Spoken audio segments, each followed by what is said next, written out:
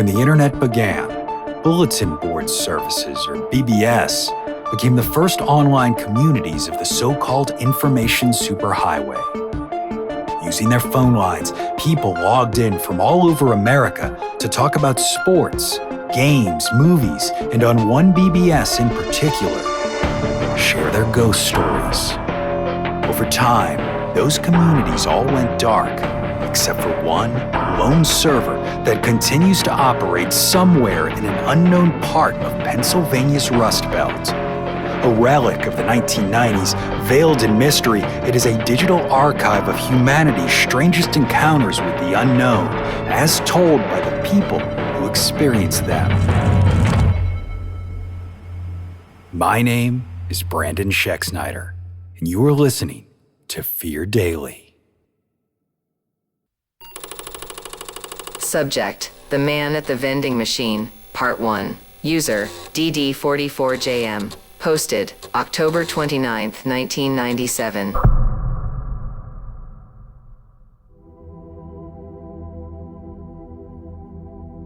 The candy bar never dropped, so I just stood there staring at it through the scratched up plastic like maybe my eyes alone could shake it loose. But it just dangled from the coil, barely clinging to life, mocking me, really. I'd punch the code in without even thinking, mostly just to get out of the room. I wasn't really hungry anyway, I just needed air that didn't smell like antiseptic and fear. It was sometime after 2 a.m. I don't know, I stopped checking the clock weeks ago. Time at the hospital doesn't pass like it does anywhere else. It folds in on itself, it drags, it snaps, it melts. My daughter, Claire, was 6 years old, and already on a first-name basis with more nurses than I could count. She had been sick for over a year now, and no one, not a single doctor, could tell us why. One thought it was leukemia, another thought autoimmune, or maybe it was some rare genetic mutation, maybe a disorder with no name yet. And the thing is, without a name, there's no cure. Not that a name guarantees that by the slightest. Every test just ruled something out. Every answer was another question. The worst part wasn't the pain. It was the helplessness, watching Claire shrink into herself, her bright little spirit dimming more each day while we sat beside, pretending we still believed in a miracle. Just wanted the fucking candy bar. Then the silence broke and a warm voice met my ears. "You look like someone who could use some help." I hadn't heard anyone approach, so you can imagine my surprise. My hand froze on the machine and I turned slowly. There was a man standing behind me, a tall, lean, mid-50s maybe. He wore a dark coat and had this clean but worn look about him, like a preacher who'd been walking through the desert. I couldn't remember seeing him walk up, and pretty sure he hadn't been there a second ago. The hallway had been empty, and now he was just there. "Excuse me?" I asked. He tilted his head slightly, studying me with warm, seemingly caring eyes. "Your daughter, Claire, she's very sick." I felt everything inside me go still. "Who the hell are you?" I said. My voice came out sharp, louder than I meant, especially in this quiet hallway. He held up his hands in a passive gesture, just someone who understands what you're going through. "You a doctor?" I asked. He shook his head. "No, not like that." "Then what do you know about my kid?" I looked at him, part confused, part just damn tired and grumpy. "I can help," he said. "She doesn't have to suffer anymore. You don't have to watch her fade. I can make it stop." My stomach turned, and I stared at him, waiting for the punchline. "What the fuck is this? Some kind of sick joke?" He didn't blink. "It's an offer." "Sir, you don't know a damn thing about me or my kid." "I know enough," he said, almost gently. "I know you're desperate. I know you're starting to think the worst. I know you'd do anything to save her." I took a step back. "If you come near her, I'm not a threat," he said. Still calm, voice actually pretty warm and comforting. Quite the opposite. "I'm an opportunity. But you'll have to decide what it's worth to you, how far you're willing to go, what you'd give up." The hallway suddenly felt colder.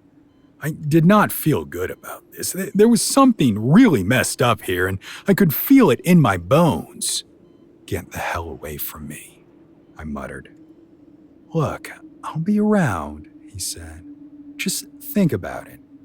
All you have to do is just trade a piece of yourself, a small one, to save her."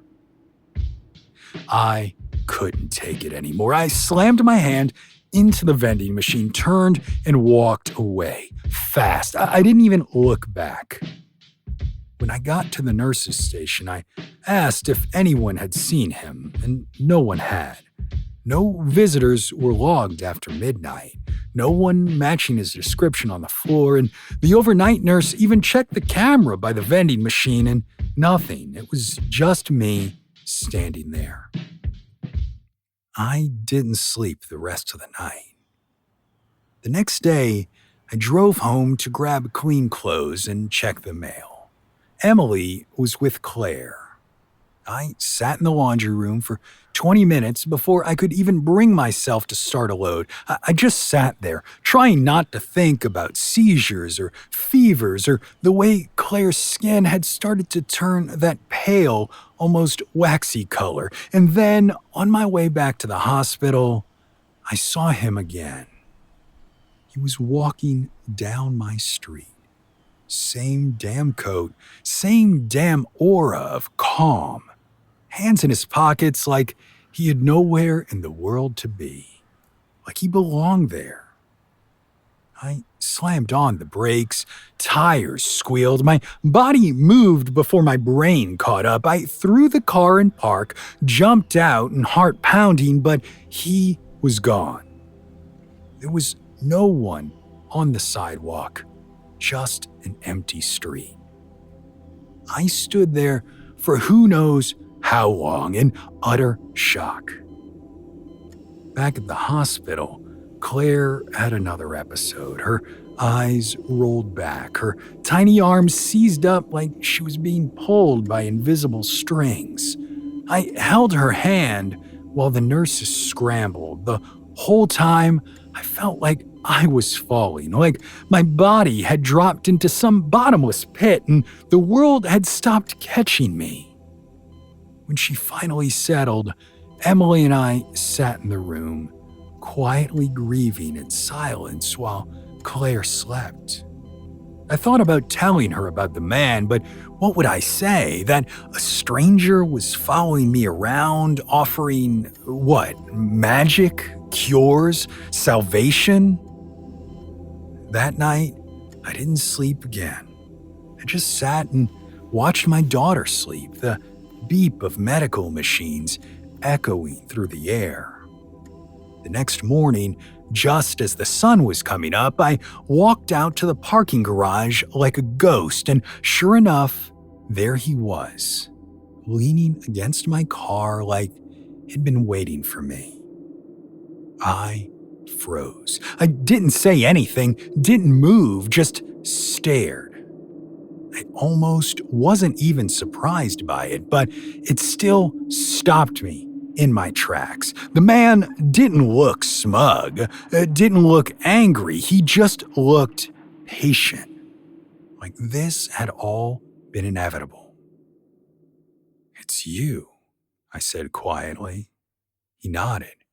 "What do you want from me?" I think you already know. That's the wrong question. I walked up to him, close enough that I could see the texture in the lapel of his coat. He didn't flinch. "This isn't real," I said, more to myself than him. "You're not real." "I'm real enough," he replied. I looked away, jaw clenched so tight it hurt. I could still hear Claire's monitor in my head, those high little beeps imprinted on my consciousness. I could see the bruise on her arm from the last IV, the way she didn't even cry anymore. She was too tired. The man's voice cut through the fog. "So," he said, softly, "what do you think?" His words landed like stones in my gut. "Are you ready to make a deal?"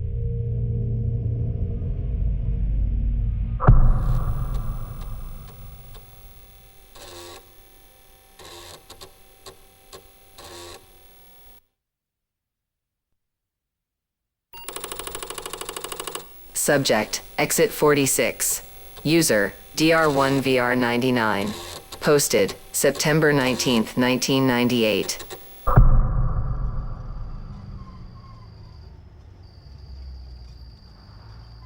I pulled off exit 46 around 2 a.m., low on gas and lower on patience.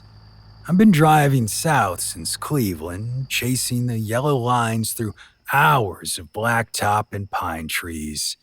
There hadn't been a town for miles. No lights, no signs, just the hum of the tires and that kind of quiet that makes your ears ring.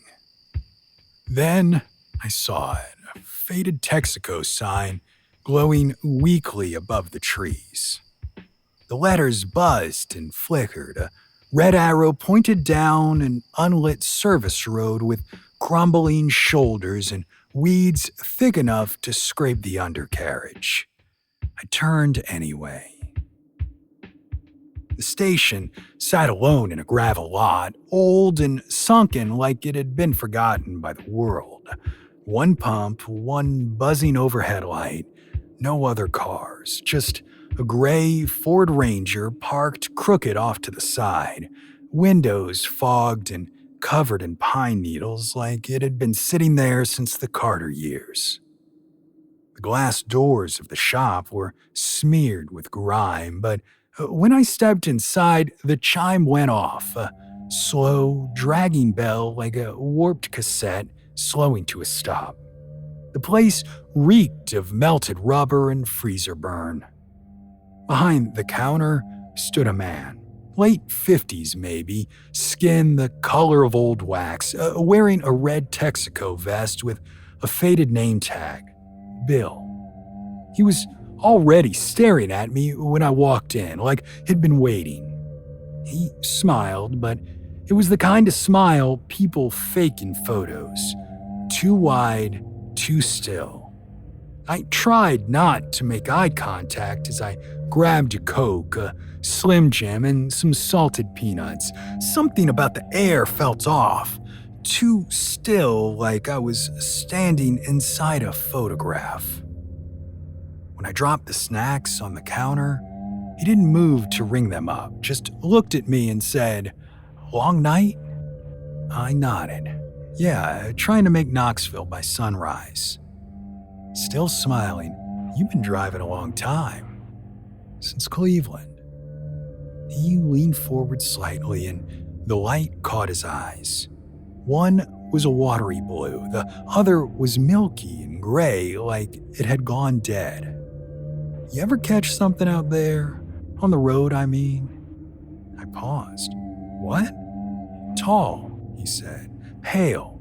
Sometimes walks just behind the trees. Sometimes shows up in the mirror riding in the back seat." I gave a short laugh, but it was more nerves than humor. "No, man, just deer." He didn't laugh, didn't blink, just said, "It follows the ones who stop here." I grabbed a 20 from my wallet and dropped it on the counter. Thanks. The whistling started as I turned toward the door. It was high and broken, like someone trying to play a tune through cracked lips. I froze halfway through the exit, not wanting to look back, but I did. Bill was still smiling, still whistling, but his lips weren't moving. I stepped outside. The buzzing light above the pump had gone out. No bugs, no sound, just the crunch of gravel under my boots.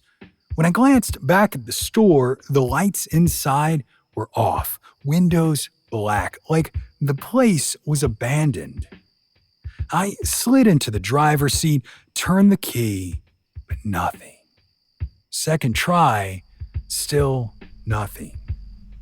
The third time, it sputtered and then caught. Headlights flared on, and just as I started to feel relieved, that's when I saw it. Standing in the tree line across the lot was something tall, real tall, like one of those basketball players on TV, but stretched too thin. Skin hanging off it like wet paper, arms too long, hands dragging near its knees, legs bent wrong like a deer mid-fall, no clothes, no face, just two deep hollows where I should be, and a slit that opened where a mouth might have been. It didn't blink, didn't move, didn't have to. I jammed the shifter into reverse, thing barely cooperating, and peeled out, fishtailing onto the road. I didn't stop driving until I saw the yellow glow of a Waffle House sign an hour south. Inside, I sat at the counter with shaking hands. The waitress poured me coffee and asked if I was okay. I told her where I'd been, what I'd seen, but her face didn't change. Just this tight little nod like she'd heard it before. Exit 46? She asked. Yeah. You're lucky, she said. Some don't make it out. I asked her what she meant, and she pointed to the wall behind the register. A corkboard hung there filled with Polaroids, dozens of them, faded, curling at the edges. Each one showed a different face, smiling men, teenage girls, truckers, moms, names scrawled in Sharpie underneath. Some said, last seen, exit 46. Others just said, gone. I did not eat, just sipped coffee and watched the windows, waiting for a tall shadow to show up in the parking lot. That was 2 weeks ago, and I haven't taken I-81 since, but every now and then, driving late at night, I check my mirrors a little too often, and sometimes when I'm alone, with the radio off and the windows rolled up, I swear I hear that whistling. It's always out of tune.